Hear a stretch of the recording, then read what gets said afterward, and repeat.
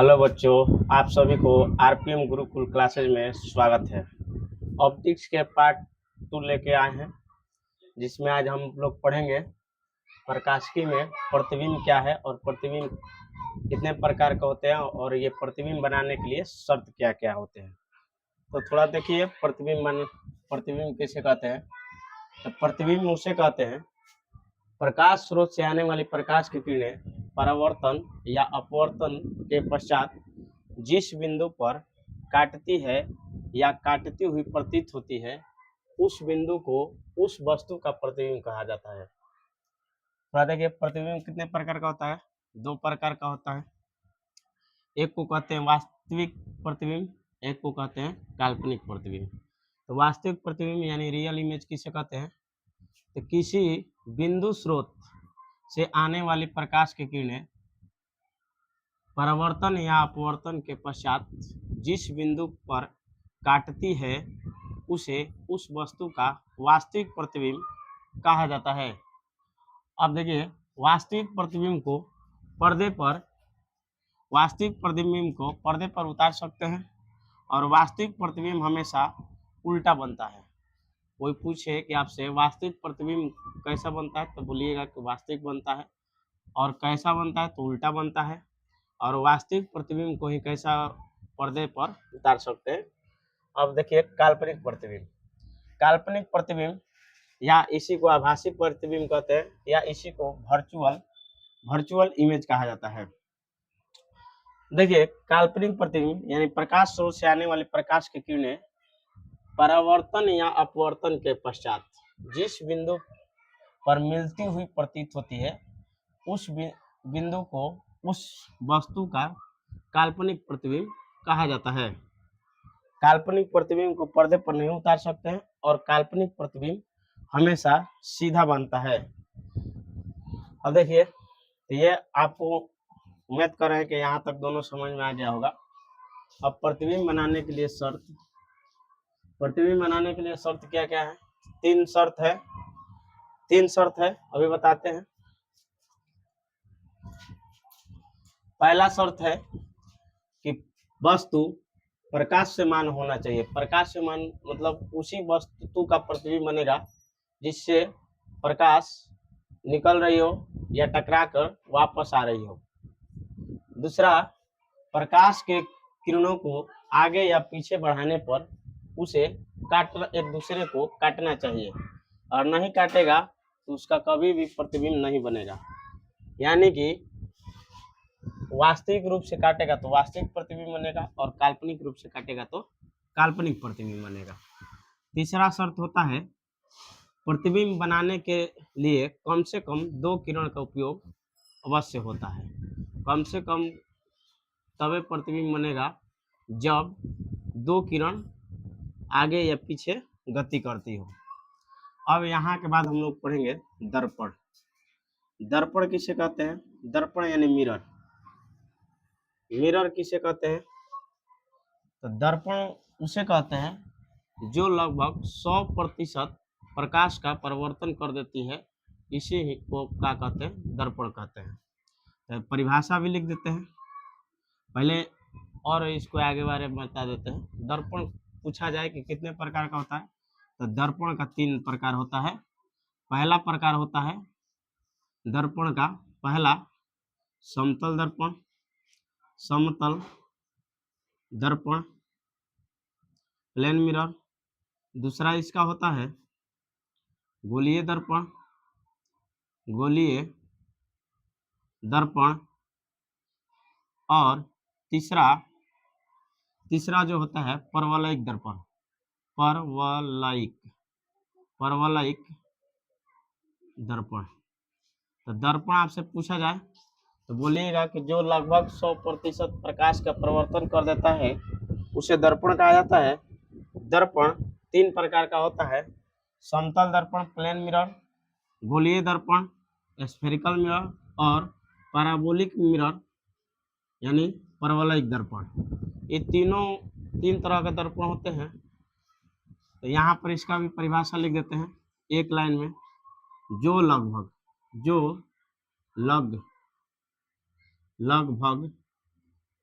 100% प्रकाश के किरणों का प्रकाश के किरणों का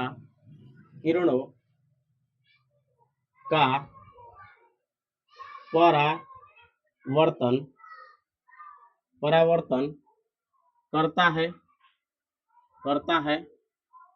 दर्पण कहलाता है। यानी कि जो लगभग 100% किरणों का परावर्तित कर दे, क्योंकि कोई भी ऑब्जेक्ट ऐसा नहीं होता है जो कि 100 में 100% जितना किरण आए उतना ही वापस चल जाए, लेकिन दर्पण एक ऐसा चीज है कि जो लगभग 99.99% तक प्रकाश के परिवर्तन कर देता है, जिसे हम लगभग 100% कह सकते हैं। इस तरह से दर्पण का परिभाषा हुआ। अब आपको यहीं से पूछा जाएगा समतल दर्पण किसे कहते हैं, यानी प्लेन मिरर। तो आप बताइएगा कि वैसा दर्पण जिसका परावर्तक सतह समतल और बराबर हो, जो प्रकाश के लगभग 100% परावर्तन करता हो, उसे समतल दर्पण कहते हैं। फिर से परिभाषा सुन लीजिए। समतल दर्पण यानी जिसका परावर्तक सतह समतल, बराबर, चिकनी और चमकीली होना चाहिए, तब उसे समतल दर्पण कहेंगे। समतल दर्पण पर आने वाली प्रकाश की किरणें जितने कोण से आपतित होती है उतना ही कोण पर परावर्तित हो जाती है।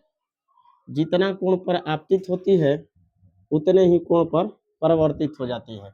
ये रहा समतल दर्पण, इसका चित्र रहा समतल दर्पण यहाँ पर लिखे हैं। समतल दर्पण, गोलीय दर्पण। अब गोलीय दर्पण किसे कहते हैं? तो गोलीय दर्पण किसी खोखले गोले का एक भाग होता है जिसका एक भाग कलई की रहती है, जो लगभग 100% प्रकाश के परिवर्तन करता है, उसे गोलीय दर्पण कहते हैं। गोलीय दर्पण दो तरह का होता है। तो पहले गोलीय दर्पण बताएं कि किसी खोखले गोले का भाग होता है। तो मान लेते हैं सपोर्टेड कि ये एक खोखला गोला हो गया, इसको दो भागों में इस तरह से बांट देते हैं। यानी कि जस्ट यहाँ से इस तरह से काटेंगे और इसका एक भाग इधर वाला कलई कर देते हैं, एक का ये वाला भाग कलई कर देते हैं। ऐसा करने से क्या होगा, हमको दो प्रकार के दर्पण प्राप्त होंगे। पहला दर्पण, इसका नाम, ये पहले गोलीय दर्पण हो गया। गोलीय दर्पण का परिभाषा फिर से सुनिए। गोलीय दर्पण किसी खोखले गोले का एक भाग होता है जिसका एक सतह कलई की रहती है, इसे गोलीय दर्पण कहते हैं। गोलीय दर्पण दो तरह का होता है। एक को कहते हैं जिसका परावर्तक सतह उठा रहता है, उसको कहते हैं उत्तल दर्पण। जिसका परावर्तक सतह धंसा रहता है उसे कहते हैं अवतल दर्पण। एक को कहते हैं उत्तल दर्पण, दूसरे को क्या कहते हैं? अवतल दर्पण। तो आपको यहाँ से उत्तल और अवतल का भी डिफिनेशन सुनिए। उत्तल दर्पण आपसे पूछा जाए तो कहिएगा कि ऐसा गोलीय दर्पण जिसका परावर्तक सतह उठा हो उसे उत्तल दर्पण कहते हैं। ऐसा दर्पण जिसका परावर्तक सतह धंसा हुआ हो उसे अवतल दर्पण कहा जाता है। अब यहाँ के बाद आगे देखिए, अवतल दर्पण का हो गया परिभाषा और उत्तल दर्पण का हो गया। परावर्तक सतह का मतलब हो गया कि जिधर से प्रकाश की किरणें इस पर आपतित हो रही है, इसी सतह को कहते हैं गोलीय, वैसा गोलीय दर्पण जिसका परावर्तक सतह, परावर्तक मतलब जिधर से किरण आ रही है, इसी सतह को क्या कहेंगे? परावर्तक सतह। देखिए, एक का सतह उठा हुआ है और दूसरे का सतह धंसा हुआ है, तो इसको कहेंगे उत्तल दर्पण और इसको कहेंगे अवतल दर्पण। अब यहाँ के बाद तीसरा बच गया परवलयिक दर्पण। तो परवलयिक दर्पण एक ऐसा दर्पण होता है जिसका आकृति एक घोड़े की नाल के आकार का या अंडे का आकार का होता है, उसे परवलयिक दर्पण कहा जाता है। परवलयिक दर्पण यानी इसका फोटो इस तरह से रहता है। अब देखिए, ये एक घोड़े के नाल के आकार का है, या आप कह सकते हैं इसको आगे बढ़ाते तो ये एक अंडा के आकार का भी रूप ले लेता, तो इसे परवलयिक दर्पण कहते हैं। परवलयिक दर्पण, तो हमको मुख्य रूप से इसमें समतल दर्पण और गोलीय दर्पण के बारे में पढ़ना है। तो पहला दर्पण कौन सा हो गया? पहला, एक मिनट,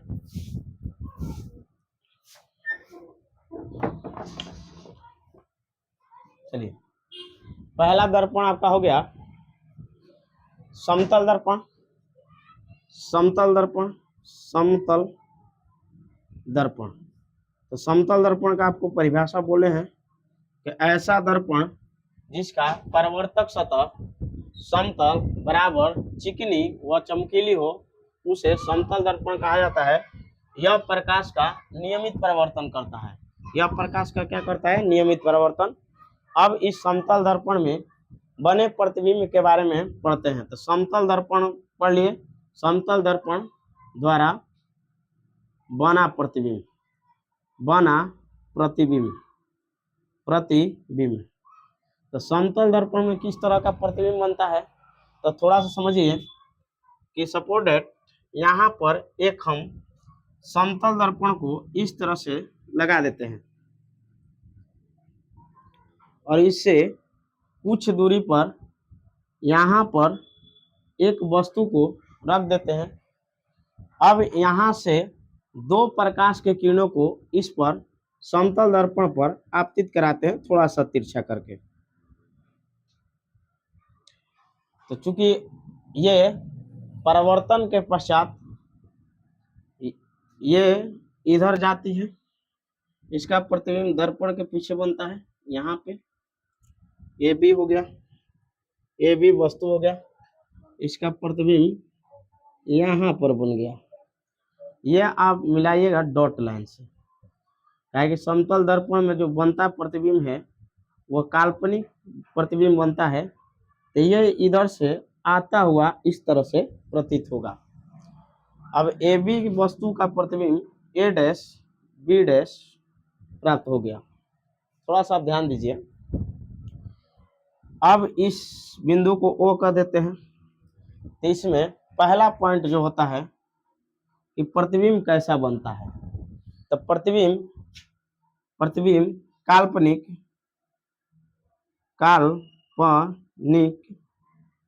प्रतिबिंब काल्पनिक एवं सीधा बनता है, सीधा बनता है।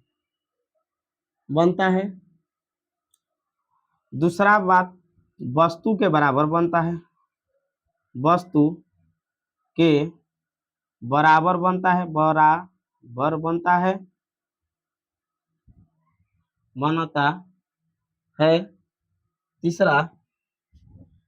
तीसरा जो आपका पॉइंट हो गया, दर्पण के पीछे बनता है, दर्पण के पीछे बनता है, पीछे बनता है। आपका चौथा पॉइंट हो गया, दर्पण जितना दर्पण के सामने वस्तु होता है, वस्तु का प्रतिबिंब लिख देते हैं, जितना दूरी पर वस्तु दर्पण के सामने होता है, प्रतिबिंब दर्पण के पीछे उतना ही दूरी पर बनता है, उतना ही दूरी पर बनता है, उतना ही दूरी पर बनता है। ये बात आपको समझ में आया होगा कि जितना, यानी कि जितना ओ से एक के बीच की दूरी होगी, उतना ही ओ से ए डैश के बीच की दूरी होगी, यानी कि ये दोनों आपस में क्या होंगे? बराबर होंगे। अब थोड़ा सा इधर का हम उम्मीद करते हैं आप सारा चीज लिख लिए होंगे, या आप एक बार स्क्रीनशॉट ले लीजिए, उसके बाद आगे बढ़ते हैं। चलिए आगे, इसी में 4 पॉइंट हो गए, आगे इसमें 5वां पॉइंट लिखते हैं।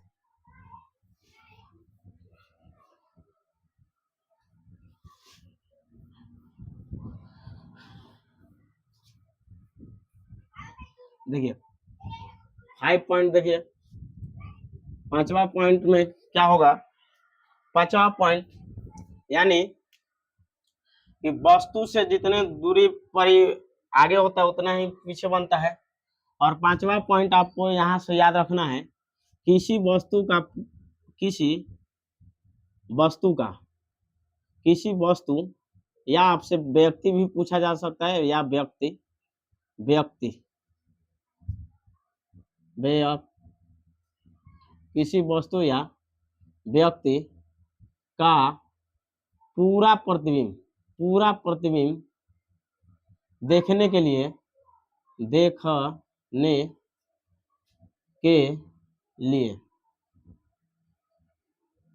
दर्पण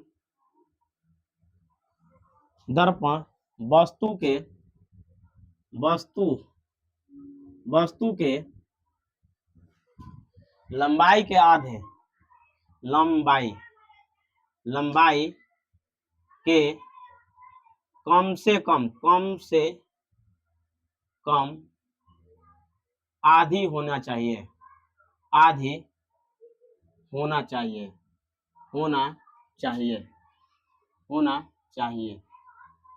इसका तात्पर्य क्या है, यानी कि अगर जितना भी बड़ा वस्तु है, मान लीजिए सपोज डेट इस वस्तु का हाइट हम मान लेते हैं 10 मीटर है, तो ये दर्पण की जो साइज होना चाहिए जिसमें ये पूरे वस्तु का प्रतिबिंब हम देख सके, इसका कम से कम हाइट अगर इसके आधे भी रहेगा, यानी कि 10 मीटर है तो दर्पण का हाइट 5 मीटर तक भी रहेगा, तो इसमें पूरा प्रतिबिंब इसका बन जाएगा। तो ये आपको बात समझ में आ गया होगा।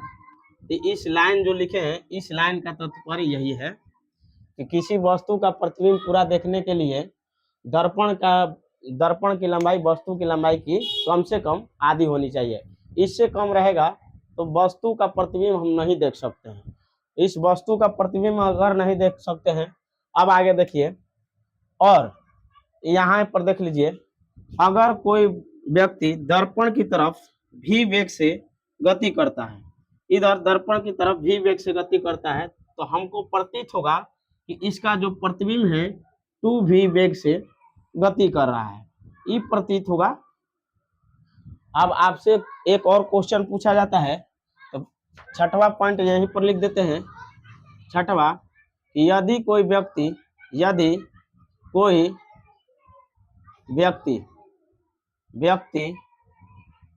दर्पण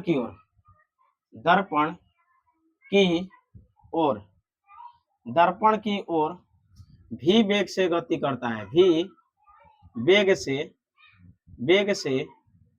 गति करता है, तो उसका प्रतिबिंब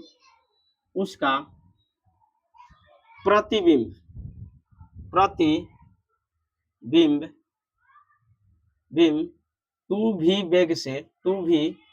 वेग से गति करता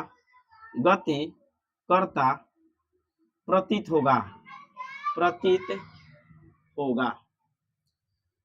यानी कि अगर दर्पण की ओर, यहाँ पर देखिए, अगर कोई वस्तु दर्पण की ओर भी वेग से गति कर रहा है तो उसका प्रतिबिंब हमको प्रतीत होगा 2v वेग से। अब थोड़ा आगे ध्यान दीजिए, ये तो हो गया। अब यहाँ पर चलिए समतल दर्पण से संबंधित इतना हो गया। अब आगे आपको बताते हैं 6 पॉइंट, आप मुख्य रूप से ध्यान रखिएगा। अब देखिए समतल, यदि अब 7वां हेडिंग कर दीजिए, दो समतल दर्पण के मध्य या बीच किसी वस्तु का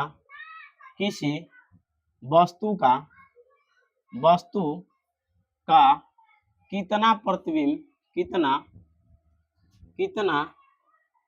प्रतिबिंब बनेगा गा।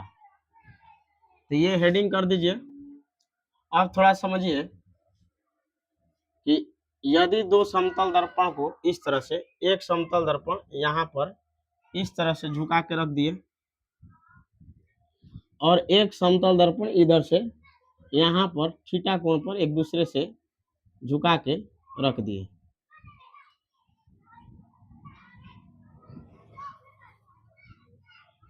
अब मान लीजिए यहाँ पर किसी व्यक्ति को खड़ा करा देते हैं, तो इस बस व्यक्ति का प्रतिबिंब इन दोनों में कितना बनेगा। तो इसके लिए निकालने के लिए आपको बताते हैं एक सूत्र। यानी कि दो समतल दर्पण के बीच किसी वस्तु का प्रतिबिंब कितना बनेगा, यदि, यहीं पर लिख लीजिए एक मिनट, यदि दोनों एक दूसरे से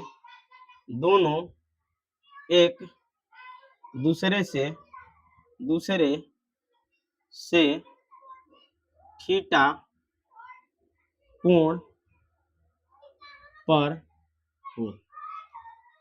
अब देखिए, ये आपको बात समझ में आ गया होगा। अब यहाँ से आपको एक सूत्र का प्रयोग करना है, प्रतिबिंब की संख्या। प्रतिबिंब की संख्या कैसे निकालेंगे भाई? तो प्रतिबिंब की संख्या यानी कि नंबर ऑफ इमेज कितना होगा, तो आपको हमेशा के लिए एक फार्मूला याद रखना है। फार्मूला नहीं है, यानी कि इसमें कितना राउंड होता है, तो कोई भी चीज 360 डिग्री तक मैक्सिमम घूम सकता है। तो 360 डिग्री और जितना कोण पर दिया रहेगा उसका मान रख दीजिएगा। थीटा ये आपका प्रतिबिंब की संख्या होती है। अब लेकिन कुछ शर्त होते हैं। शर्त, यदि ये दोनों के भाग देने के बाद, यानी मान लीजिए इसमें हम कहते हैं थीटा का मान दे दिया है 30 डिग्री, थीटा का मान दे देता है 30 डिग्री, तो बोलते हैं कि इसको पहले ऐसे रखते 360 डिग्री बटा 30 डिग्री, कटाने के बाद जो मान आएगा उसी के बाद से सारा मान देखना है आपको। तो थोड़ा ध्यान से देखिएगा कि यदि फर्स्ट शर्त क्या है कि यदि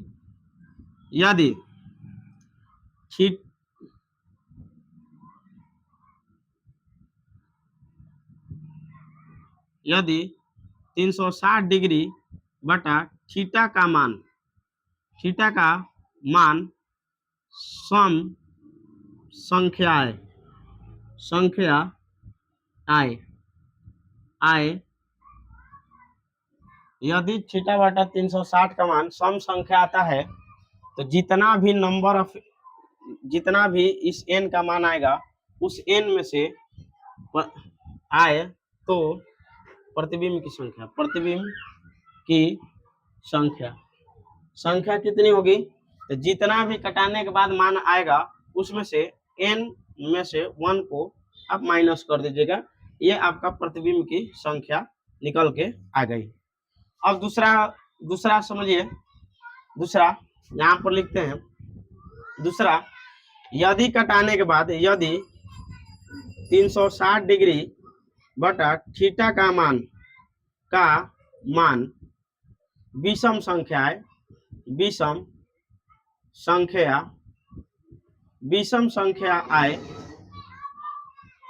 आए तो प्रतिबिंब की संख्या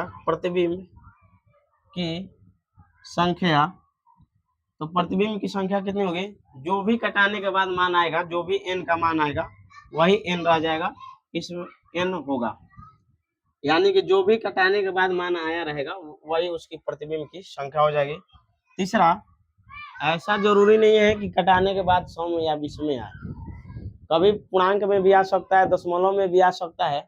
तो लिखते हैं, यदि 360 डिग्री बटा थीटा का मान दशमलव रूप में आए तो प्रतिबिंब की संख्या कितनी होगी, प्रतिबिंब की संख्या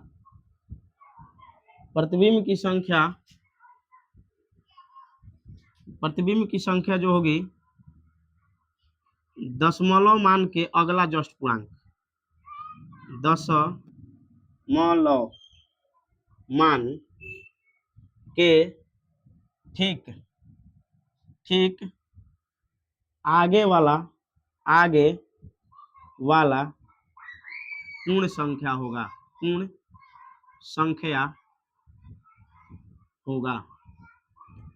ये आपको याद रखना है। ये तीनों यानी प्रतिबिंब की संख्या निकालना है तो सीधी क्या करना है कि 360 में थीटा से भाग देना है, और भाग देने के बाद या तो तीन ही संख्या आ सकती है, या तो सम संख्या आएगा, या तो विषम संख्या आएगा, या तो दशमलव का संख्या आएगा। यदि तीनों में से कोई संख्या आता है तो पहले के लिए बताएं, यदि सम संख्या है तो जितना सम संख्या है उसमें से एक माइनस कर दीजिए। दूसरा बताएं, यदि कटाने के बाद विषम संख्या आया है तो उसको विषम संख्या के रूप में ही रहने दीजिए। और तीसरा बताएं कि यदि कटाने के बाद दशमलव का मान आता है तब दशमलव से जस्ट आगे वाला जो पूर्ण संख्या होगा, जैसे एग्जाम्पल के लिए यहाँ पर थोड़ा सा लिख देते हैं। एग्जाम्पल, मान लीजिए 16 पॉइंट कटाने के बाद 2 3 आया, तो यानी कि जस्ट इसके आगे वाला पूर्ण संख्या यानी 16 के बाद जस्ट आगे वाला 17 ले लेंगे, ये प्रतिबिंब की संख्या हो गई। तो प्रतिबिंब की संख्या आप इस तरह से निकालिएगा। ठीक, एक दो क्वेश्चन आपको करा देते हैं, तब तक के लिए पहले ये स्क्रीनशॉट ले लीजिए। चलिए अब आगे देखिए, यहाँ तक तो पढ़ लिए, थोड़ा सा प्रतिबिंब की संख्या निकालते हैं।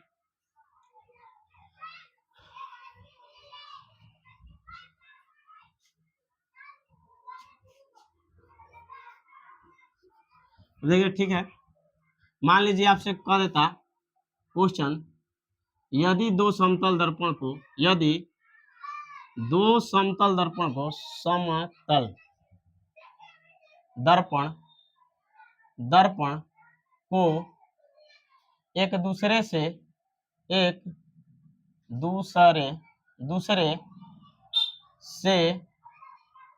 थीटा कोण पर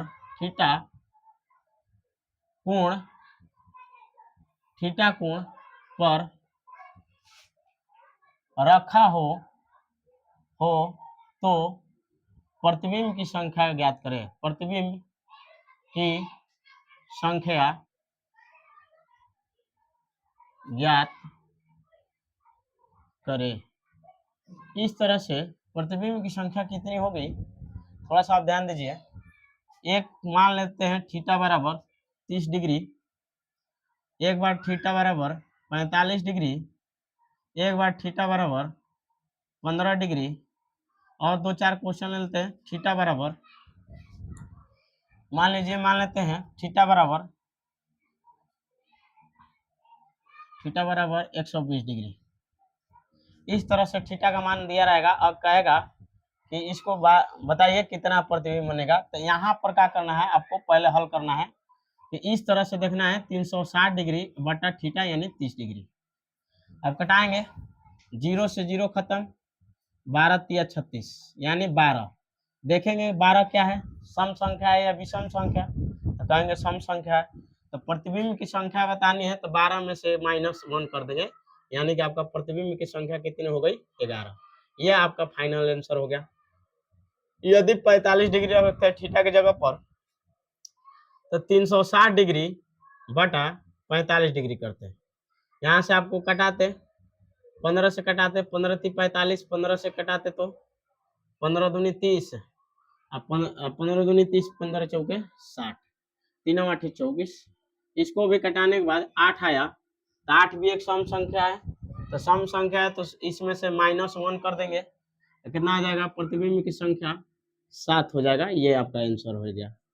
15 डिग्री है, इसके लिए यहाँ पर हल करते हैं 360 डिग्री बटा 15 डिग्री, 360 डिग्री बटा 15 डिग्री, तो यहाँ से 15 से कटा देंगे तो कितना बार में कट जाएगा, तो 15 से 15 दूनी 30, 15 चौके 60, 24 सब के सब अभी सम संख्या आ रहे हैं, तो 24 में से -1 करेंगे तो कितना हो जाएगा, 23 प्रतिबिंब की संख्या हो गई। अब देखिए थीटा बराबर यदि यहाँ पर 120 रखे तो थीटा 360 डिग्री बटा 120, 360 डिग्री बटा 120 करेंगे तो कितना आएगा 12 या 36, यानी कि ये विषम संख्या है। विषम संख्या के लिए यही आपका आंसर हो जाता है, इसमें कोनो जोड़ जाड़ नहीं करना रहता है ना घटाना रहता है। अब आगे ध्यान दीजिए, यदि मान लीजिए थीटा के जगह पर थीटा बराबर हम ले लेते हैं 4 डिग्री, 4 डिग्री नहीं सॉरी 6 डिग्री, 6 ले लें, ऐसा कोई मान जो दशमलव में कटे। चलिए 7 डिग्री ले लेते हैं, तो 360 डिग्री बता थीटा बराबर यहाँ पर दे देते हैं 7 डिग्री है, यहाँ पर 7 करते घटाते हैं तो 7 28 7 5 35, 7 5 35, 1 0 7 7 एकम 7 दशमलव 3 7 28 2 7 दूनी 14 डॉट डॉट, यानी दशमलव के बाद में और कुछ अंक तक जाएंगे। हमको दशमलव के आगे नहीं कटाना है, हमको पता हो जाना चाहिए कि 51 पॉइंट समथिंग आएगा, यानी कि इसके प्रतिबिंब की संख्या बताना होगा। प्रतिबिंब की संख्या तो कितना बताएंगे भाई, तो 51 मतलब 51 के जस्ट आगे वाला पूर्ण संख्या, 51 के जस्ट आगे कौन सा पूर्ण संख्या होगा, तो 52 होगा, ये आपका आंसर हो जाएगा, यानी प्रतिबिंब की संख्या हो जाएगी। तो आई होप कि यहाँ तक आपको समझ में आया होगा समतल दर्पण से संबंधित प्रतिबिंब तक। अब बच गया, अब नेक्स्ट क्लास से हम लोग पढ़ेंगे कि अभी तो समतल दर्पण पढ़े, समतल दर्पण द्वारा बना प्रतिबिंब पढ़े, और इसमें प्रतिबिंबों की संख्या की गणना करने के लिए सीखे। आगे देखिए नेक्स्ट क्लास से, यानी कि अगला क्लास से आपको गोलीय दर्पण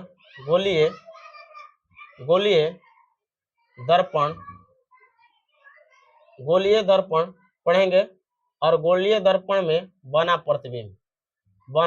प्रतिबिंब, यानी कल के क्लास में जो होगा गोलीय दर्पण और गोलीय दर्पण में बना प्रतिबिंब होगा। और कल के नेक्स्ट क्लास में ये पढ़ने के बाद आपको एक और सूत्र अगर समय बचे तो करेंगे, जिसमें आप पढ़े होंगे 10 क्लास में a बराबर r बटा 2, या आप पढ़े होंगे r बराबर 2f। तो इस सूत्र को भी, इस रिलेशन को भी हम कल नेक्स्ट क्लास में प्रूव करेंगे। आई होप कि ये वीडियो आपको हेल्पफुल लग रहा होगा। धीरे धीरे आपका कंटेंट और भी मजबूत होते जाएगा, टॉपिक एक भी नहीं छोड़ेंगे, 12th क्लास का पूरा टॉपिक पढ़ाएंगे। और आपको ये वीडियो अगर हेल्पफुल लगे तो चैनल को सब्सक्राइब, लाइक और शेयर करना नहीं भूलें। धन्यवाद।